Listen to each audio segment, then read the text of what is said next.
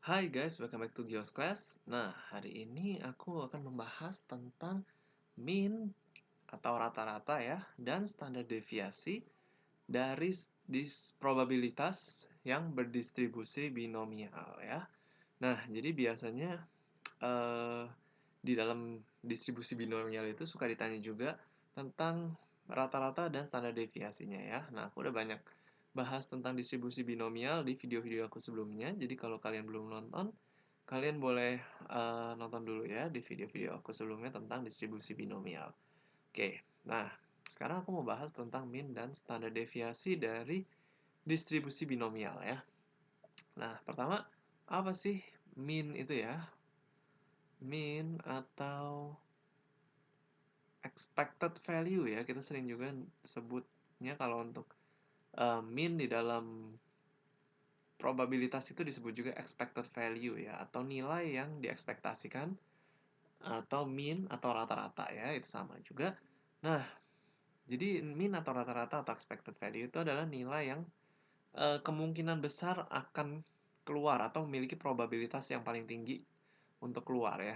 Itu adalah mean. Nah, rumusnya adalah mu, lambangnya mu ya. Kita bisa tulis juga x atau expected value of x gitu ya. Ya, rumus itu adalah n kali p ya, dimana n ini adalah jumlah sampelnya dan p ini adalah probability sukses ya. Jadi kemarin aku udah jelasin bahwa di distribusi binomial itu hanya ada dua kemungkinan hasil, yaitu misalnya sukses atau gagal, iya dan tidak gitu ya, cacat dan bagus gitu ya.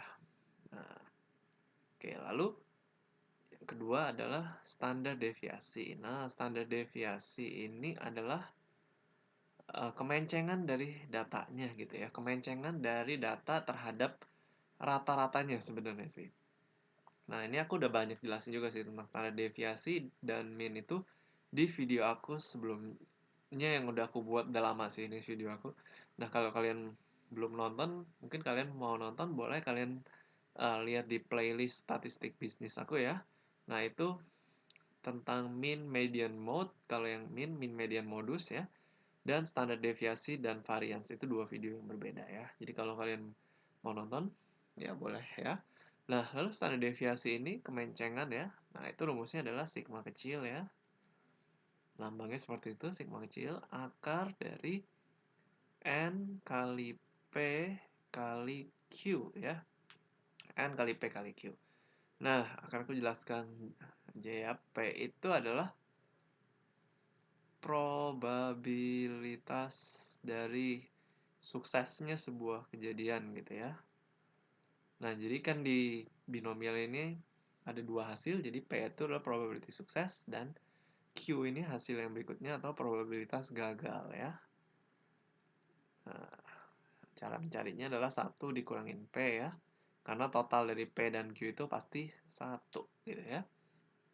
Atau 100% ya.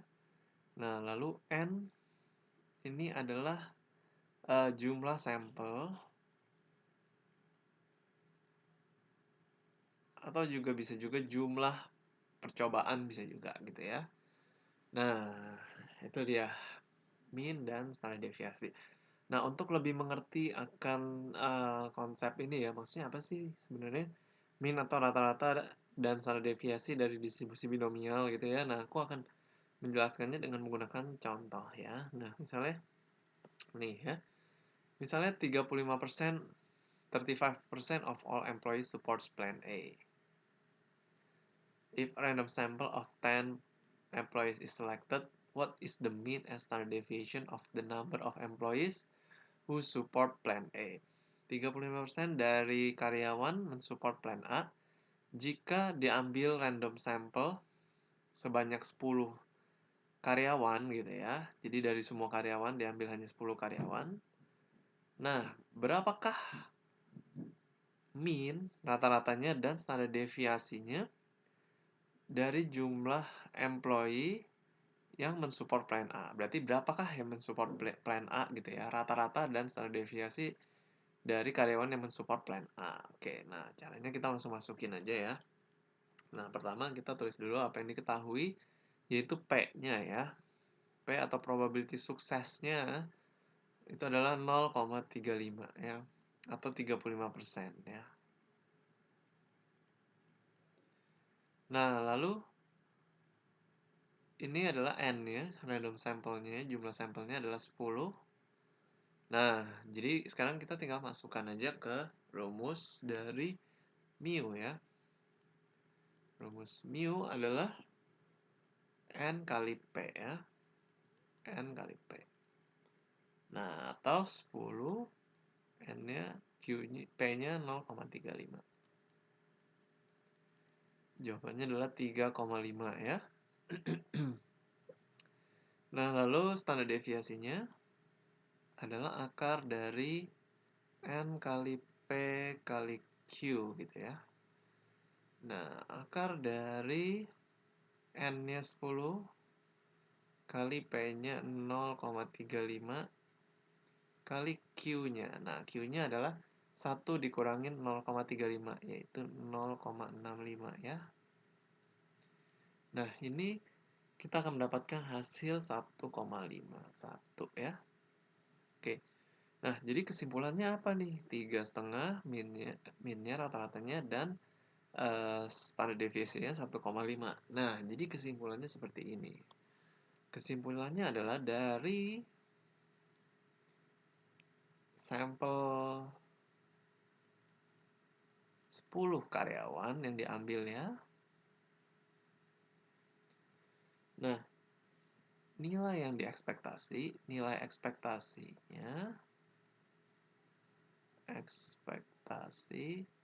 atau rata-ratanya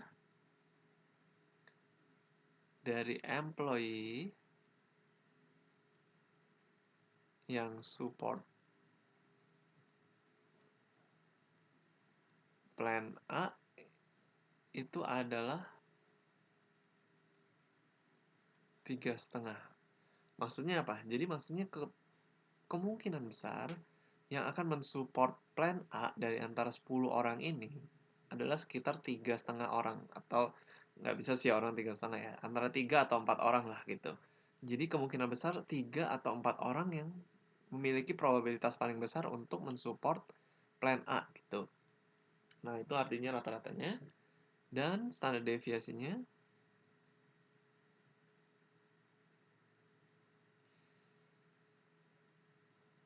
deviasi 1,5 orang gitu ya. Nah, apa maksudnya standar deviasinya 1,5? Maksudnya adalah jadi nggak mungkin rata-ratanya kan 3,5, nggak mungkin datanya itu plek-plekan akan mengikuti rata-ratanya gitu. Maksudnya data aslinya itu nggak mungkin ada semuanya yang pasti sama dengan rata-ratanya gitu. Bisa aja nggak sama dengan rata-ratanya juga gitu. Jadi bisa aja yang mensupport plan A itu bisa lebih besar 1,5 dari rata-rata atau 1,5 lebih kecil dari rata-rata. Itu kemungkinan besarnya. Jadi maksudnya 1,5 lebih besar dari 3,5 itu kan 1,5 lebih besarnya itu kan 5.